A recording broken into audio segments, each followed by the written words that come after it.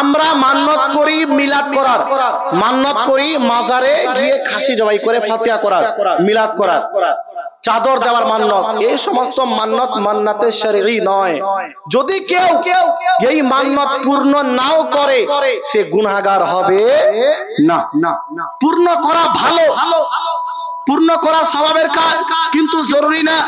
কিছু লোক মনে করে মাজারে যদি আমি খাসি নিয়ে যাওয়ার মান্নত করি, ওই মান্নত পূর্ণ করা জরুরি, যদি ওই মান্নত পূর্ণ না করি তো আমার কোনো ক্ষতি হয়ে যাবে, বলে কিনা? এটা একেবারে ভুল ধারণা। শরীয়তের সঙ্গে এর কোনো সম্পর্ক নেই। এই মান্নত শুধুমাত্র মুস্তাহাব। যেই মান্নত আমাদের করা দরকার ওই মান্নত আমরা কেউ করি না। মান্নতে শরঈ কি? মান্নতে শরঈ হলো নামাজ পড়ার মান্নত করা, যে আমার অমুক কাজ হয়ে গেল আমি 2 রাকাত নামাজ আদায় করব, এটা হলো মান্নতে শরঈ। যদি কেউ বলে আমার সন্তান যদি সুস্থ হয়ে যায় তো আমি একটি রোজা রাখবো, এটা হলো মান্নতে শরঈ। এই রোজা তাকে পূর্ণ করতে হবে যদি তার কাজ হয়ে যায়।